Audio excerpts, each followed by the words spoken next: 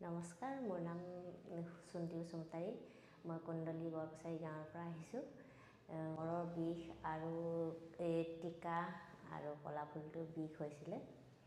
6 দিনীয়া কোৰ্চ কৰি পেলাই মই অলপমান আৰাম পাইছোঁ।